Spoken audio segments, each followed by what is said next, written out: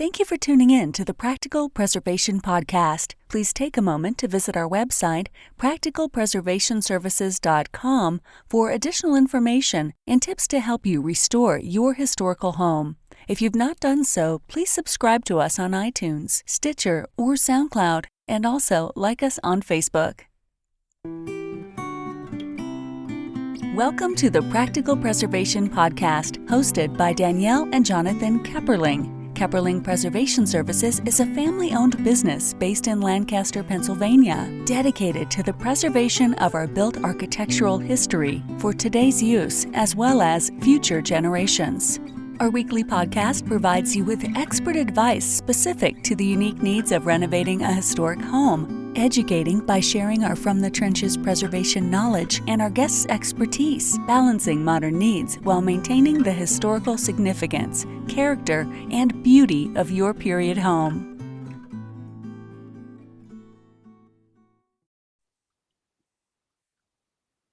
Today on the Practical Preservation Podcast, we have Joe Jenkins with us from Joseph Jenkins Incorporated. Thank you for joining me today. My pleasure. Yeah. So tell me a little bit about your background. Well, most of the preservation work I do is relating to slate roofing.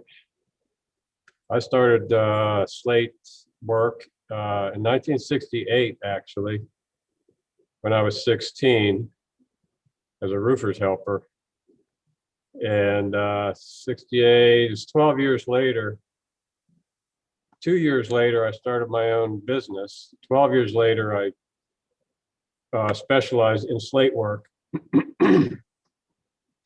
So I had a slate roof restoration business, slate roof installation restoration from 1980 to 2015. Okay. When I retired, so to speak, but my two boys who grew up in the business now have their own companies. So they're carrying on the trade. Oh, very cool. So in the meantime, I wrote the Slate Roof Bible back in 1995 or 96. I think the first edition came out. Mm-hmm. And since then, it's now in its third edition. I also founded the Slate Roofing Contractors Association of North America. It's an international trade association with members in 3 continents. And the focus, of course, is slate roofing. Yes. So I've been pretty entrenched in the slate roofing trade since I turned 16.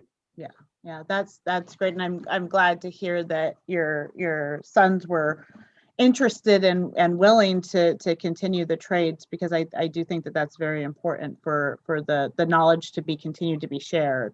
I do have the Slate Roof Bible in my library in my office, so I have referred to that when there's questions about slate. That's not something that we necessarily do, but it's nice to have a resource where you can at least make sure you're giving the right answer. So why did you get drawn into slate roofing? Was it just that you kind of just happened to fall into it, or did you have a passion for it? Well, like I say, when I was 16, my neighbor's granddad was looking for some hardworking kid to help with his roofing business, roofing and sheet metal. That was in Butler, Pennsylvania.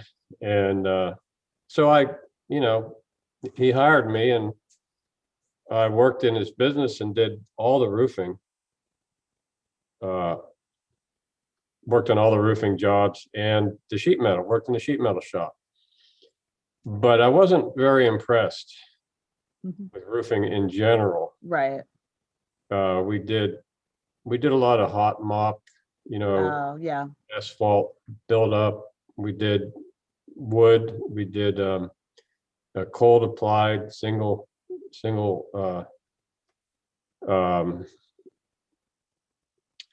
cold applied membrane materials. We did asphalt shingles. We also did slate though, and the only thing when I climbed on my first slate roof and sat up there on the ridge and looked down from that angle, it just clicked Oh, right, yeah. right then and there. I said, this is how you make a roof. Yeah. Stones overlapping stones, Right. nailed to wood. I mean, that's all there is, all there was, and it worked Yeah. like a charm, and it's natural, and there's no petrochemicals and nothing to pollute the environment, and it looks nice and And it lasts a long time. lasts a really long time, and it's nice to work with. And so after that, I kind of abandoned all the other types of roofing, and just decided I'm going to just stick with slate. It's what I feel the best about, and so that's what I did. Yeah, I'm curious. I know you said that your trade association is international. Is Slate like a regional, more regional in areas? Is that where Slate was available? Is that how Slate was used? Yeah, that's exactly right. When slate first started to be used as roofing, it was used where it was mined. Mm-hmm. Yeah. Because it's heavy. And you were talking about, well, in the United States, really, it started in the mid 1800s. Yeah. I mean, the first commercial quarries in Vermont, which was the big slate area, was like 1865. And at that time, everything's horse and buggy or train. Right. So where the slate roofs ended up was wherever the trains went. And if trains didn't go there, it was hard to get to. There weren't slate roofs. So you had large areas of the country that had a lot of slate and large areas of the country with no slate. And then you go around the world, it's the same thing. Yeah. Germany had its own quarries. France had its own quarries. Spain has its own quarries. Wales, England, Ireland, Scotland, very many countries had their own slate quarries, and they therefore had slate roofs predominantly, especially in the regions where the slate quarries existed. And that makes sense. That makes sense. That was my assumption, but I just wanted to make sure that I was assuming the right thing. Yeah, it's still like that today. Yeah. So tell me about your company, your products, your services. I know you have publications and you offer training. So tell me about those things. Well, I only have 2 books in print related to slate roofs. One's the Slate Roof Bible, as we already mentioned. It's in third printing. It's a hardcover, full color book. And then recently, last year, actually, I published the Slate Roofs 1926, which is a reproduction of published in 1926. It's a reproduction, not exact. All the original information is there, but I added material to bring things up to date. Different cover. In fact, the cover's right here. I see. Yes. Right there. That's a modern photo, but it's a photo dating back to 1920 of a building was built back then. Yes. With a slate roof. So those are the only 2 books I have in print. We do the Slate Roofing Contractors Association, which I'm executive director of. We do have guidelines, installation guidelines, restoration guidelines, available for free download on the internet at slateroofers.org. So anybody who's going to install a roof or restore a roof can download our guidelines for free. And some of them are, they're in Word, they're in PDF, and some of them are translated into Spanish, the installation guidelines. So also at slateroofers.org, we have source lists for contractors, source lists for new roofing slate, for salvage roofing slate, for architectural sheet metal, for asbestos tiles, for ceramic tile, roof tiles. We have a number of source lists there. So we have a map, shows where all the members are worldwide. But if you're looking for a contractor in New York, for example, you just look at the map and see if there's anybody close. in your area. Yeah, we looked at a project a couple weeks ago that I looked up at the roof and I said, that's not slate. And she's like, no, it's not. She said it's ceramic. But in our area in southeastern Pennsylvania, we don't see very many ceramic roofs. But it was thick. It looked kind of like slate, but it looked thicker than slate from the ground. Yeah. Right. Yeah. So. Yeah, a lot of people don't know the difference between slate, between ceramic, and between asbestos. Mm-hmm. They still call asbestos shingles. Some people still call asbestos shingles asbestos slate. Oh. But slate's a stone. It's a natural stone like granite or marble. There's no such thing as asbestos slate. No. But when they came out with asbestos, which is a fiber cement shingle, the marketers called it asbestos slate. That's how they advertised it. And so the name just kind of stuck. People just, so they still think it's a slate material. It's not. Yeah.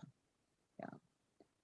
So do you, I know on your website you have like slate accessories. I don't know if that's the right word, but like snow guards and the hooks. I have slateroofwarehouse.com. Also snowguardwarehouse.com, which is a category in slateroofwarehouse.com. And I've been online for 20 years now. Right. With e-commerce. It was always a sideline. We ran a contracting business and we had trouble finding stuff that we needed. Right. When we finally got the sources straightened up, then I'd make them available online for other contractors. Yeah. Now I'm retired from contracting, but I still have the e-commerce business and the publishing and consulting work, which I've been doing since 1998 with Slate Roofs. So, and the SRCA. So I'm busy every day. Oh yes, I'm sure. Is your consulting, do you go nationwide for that, or you? I do. Okay. I do. I'm cutting back on it a bit. It's just getting the time. Yes. Yeah. To it takes a lot of time and with all this COVID right now, it's hard to travel anywhere. Yeah, I don't feel like going anywhere. I'm not afraid of the virus, but all the lockdown stuff is so annoying that I'm just not going to bother with. Yeah, to have to all the travel regulations. Yeah. Yeah. So I know that you've kind of stepped back from actually contracting, but do you have any notable projects that you'd like to share with us? Well, I mean, I've had a lot of notable projects, consulting. Oh, sure. My very first consulting job in 1998 was Ford's Theater in Washington, D.C. We worked on the Peterson House across the street from there where President Lincoln died then. So that's cool. What, they took him across the street? Yeah, they took him across the street to a boarding house. It's really just a row house, but it was a boarding house then. Wow. Yeah, that was an interesting project there. It's I had to go up and look at the roof, so I had to go up through the attic. A lot of these old buildings you can get up through a trap door. Oh yeah. Onto the roof.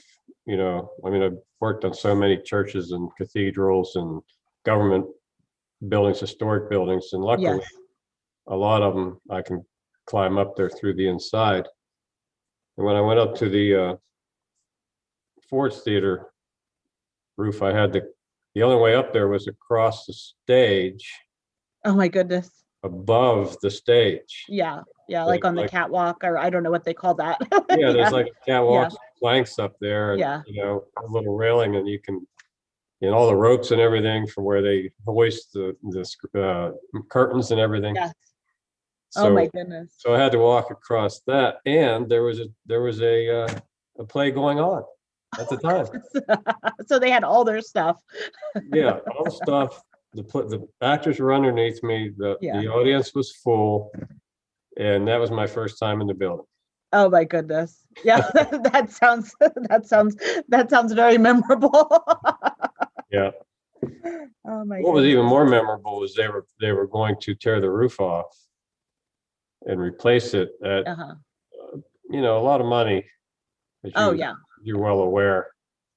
And when I went and looked at it, the roof had already been replaced. It was a 25-year-old Oh goodness. roof that had a 150-year life expectancy, and they were Right. getting ready to tear it off again. They didn't know, they had no record of it being replaced. Oh my goodness. I can believe that work having worked for the Park Service, but but that's you saved them a lot of money. Your consulting fee was worth it. Well, I saved the taxpayer probably $400,000. Oh yeah, easily. So that was my first job. And after I did that one, I decided there's a place for me to Mhm. do this work in this society, in this country.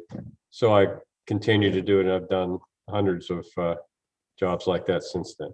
Okay. Yeah, very, A very lot of nice. litigations, a lot of Oh yeah. Is it usually poor workmanship? Is that when you get pulled into litigation? some of it's poor workmanship. Okay. A lot of it now is insurance claims, Okay. Yeah. bogus insurance claims. But some of it is poor workmanship, Yeah. and not necessarily poor workmanship, but accusations of poor workmanship. Right. Yeah. So that's the problem. So they have to get somebody in who can look at it and evaluate it, the roof, and then submit the data, and then carry on from there, as to which way to go. Yeah. I don't take sides. I look at the You roof. just, I yeah, report, you just, yeah. I report the data the way I see it, and they can take it or leave it. Yeah. And I think that's the way to be fair and impartial, because they're bringing you in for your opinion. You're not, yeah. You have to be. You have to be. The biggest thing I learned from consulting like that, I learned who the crooks are. You Right. got people trying to bribe you. You got this and Oh, that, goodness, trying to yeah. influence you and threaten you. Wanting you to give information that's not necessarily true. Right. I just ignore it all and get up on the roof where they can't follow me. They're not going to be standing there talking the whole time. No, they don't follow me up there. So Oh, that's funny. But I mean, you have to have your integrity. I think Your that's the only way to do business. your reputation is the most valuable thing. Yeah, definitely. So I know like some of our listeners are homeowners. Are there common mistakes that you see in people maintaining their slate roofs? Oh yeah, absolutely. The first mistake, probably one of the most common mistakes, is people get an opinion from a roofer who doesn't know what he's talking about. Yes. I see this all the time. You get a roofer who looks at it and says, "Oh, well, we can't fix that. You got to replace it," and it's just false. Right. If they were experts or experienced in slate, they would look at it and say, "Oh yeah, no problem. We can fix that for you." Right. Yeah. So that also another thing is people think, well, the roof's 100 years old, they got to replace it. Mm-hmm. They don't understand that when it comes to slate, there are all different kinds. Right. Let's say 10 different kinds, generally speaking. So you could have one of 10 different kinds of slate. Some of those at the one end of the spectrum are going to last for 200 years, at least. Right. But Buckingham is one of them. Peach Bottom's one of them.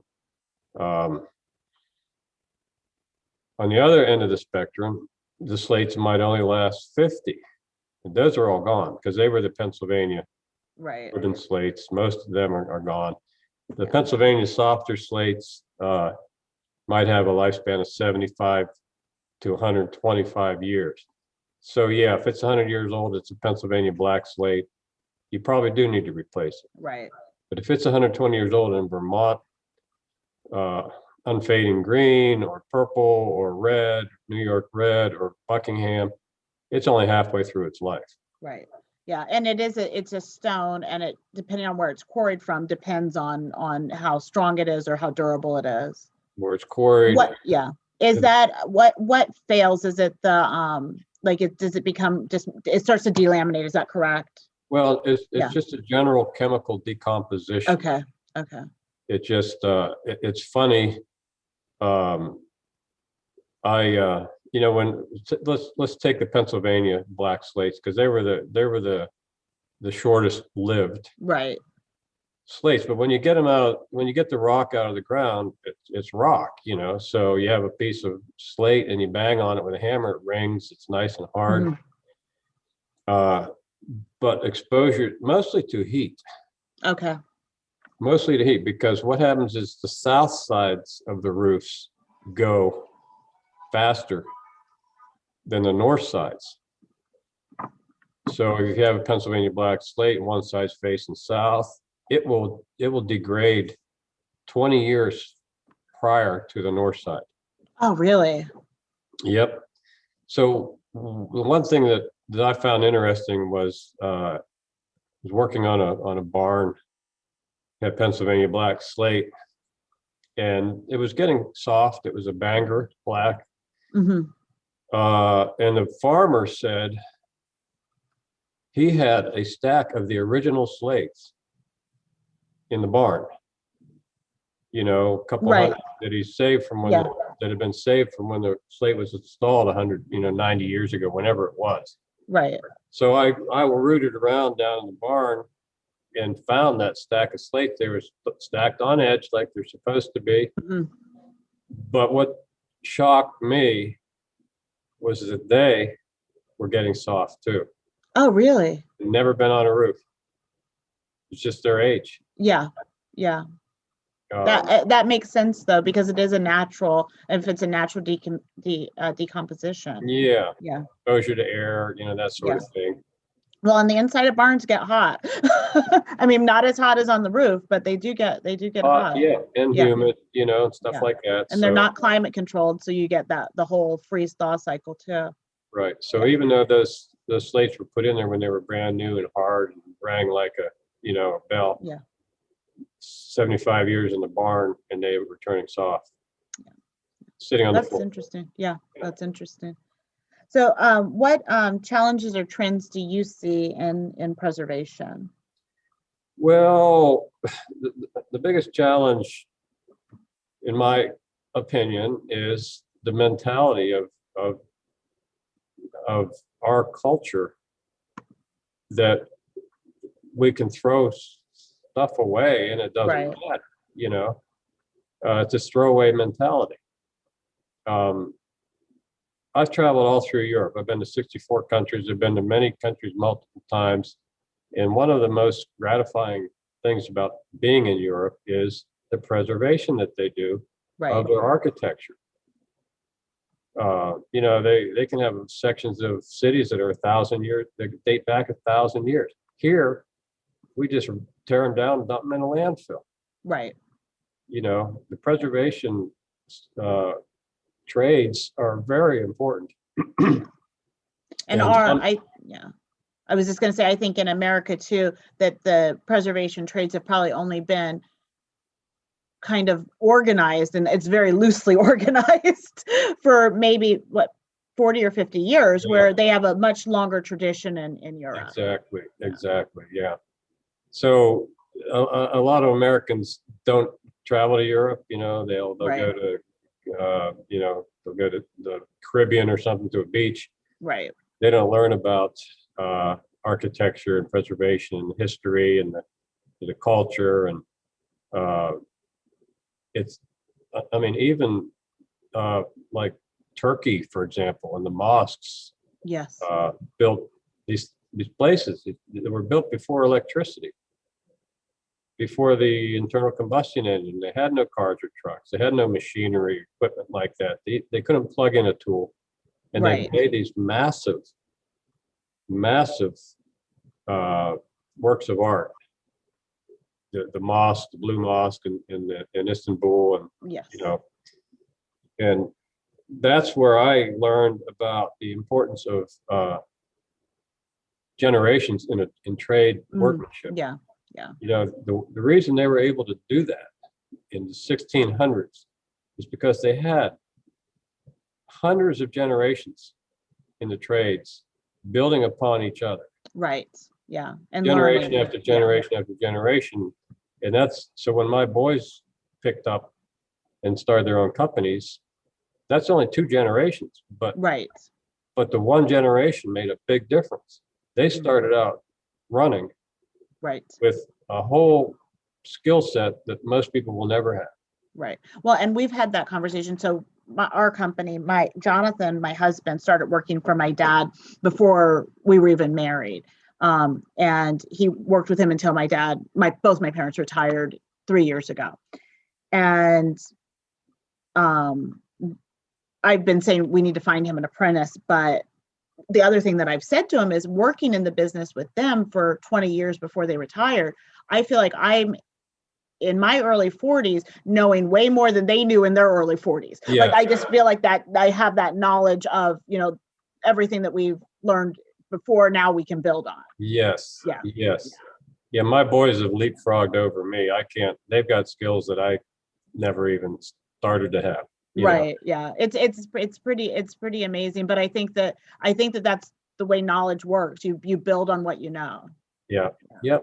And you do that for a couple hundred generations, or maybe 500 generations. Who knows how many generations occurred by the time they built the Blue Mosque. Right. Yeah. But it's a masterpiece. And there are so many cathedrals, et cetera, Oh my goodness. Yeah. that are just absolute masterpieces. And now, today, try to find men and women who can do that kind of work. Oh, it's Difficult. few and Very far between. Yeah, there are people doing it, but Yep. yeah, it's few and far between, and it's hard to find people. I think that that's starting to change, but I know when I was in high school, they weren't encouraging people to go to trade schools or to go apprentice. They were encouraging everybody to go to college, and I think that that's good for some people, but I don't think it's good for everybody. And Right. I'm not of the opinion that you take all the kids that are having trouble in school and throw them in Vo-Tech either, because that's not the answer either. No. Because you need to have a brain. You need to be able to. Right. Yeah, That's right. yeah. And we're suffering from it now as a culture, as a nation. That nobody was paying attention to what the future really needed. Yeah. And now we have this big shortage of skilled labor. We do. And a glut of people with college degrees who can't get a job. Yeah, definitely. Definitely. So, well, is there anything that that I forgot to ask you, or that you thought about while we were talking, that you wanted to share? Well, I think we pretty much covered the whole thing here. Okay, very good. Well, I know you have your books on Oh, your website. there's one thing that Sure. we didn't mention was I did start a training center, Okay. Oh, sure. and it's slaterooftrainingcenter.com. And I'm the instructor. So right now I'm the only instructor. So I only schedule classes when I have time, which is not often enough, but I'm going to start up again the end of next month, late March, and I'm going to try to schedule enough classes to get my backlist caught up, my wait list. Right. Yeah.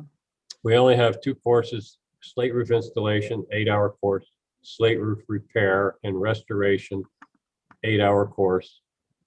We intend to have a soldering course, full day, and a flashing course, which would be at least a a day, and maybe eventually combine it so we have 5 days in a row if somebody wants to just take the Just whole. do everything. Yeah. Yeah.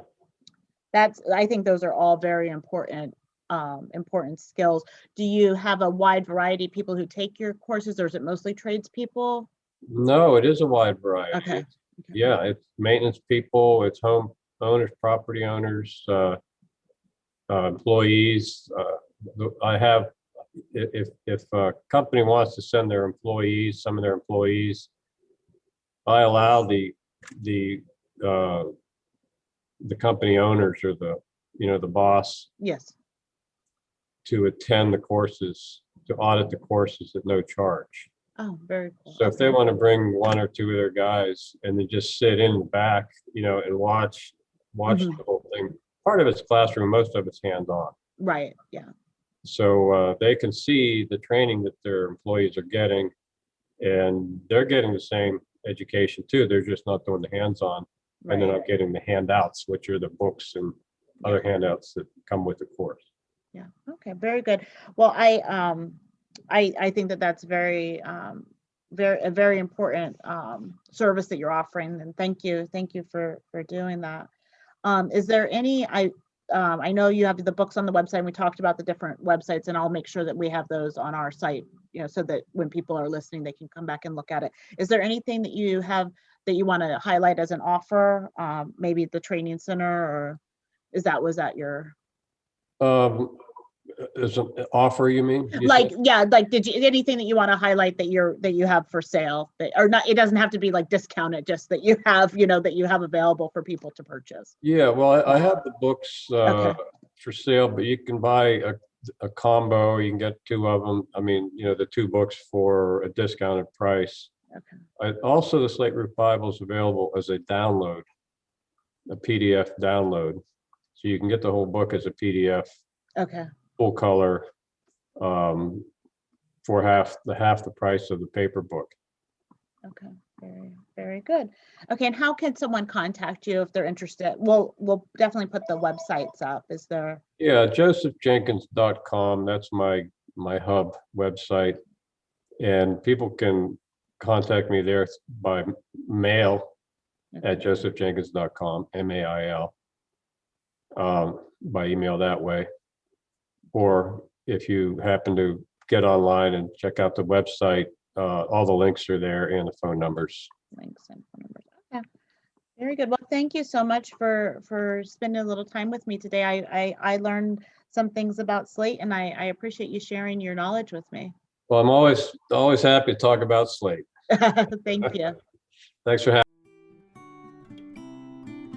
Thanks for listening to the Practical Preservation Podcast. The resources discussed during this episode are on our website at practicalpreservationservices.com/podcast. If you received value from this episode and know someone else that will get value from it as well, please share it with them. Join us next week for another episode of the Practical Preservation Podcast. For more information on restoring your historic home, visit practicalpreservationservices.com.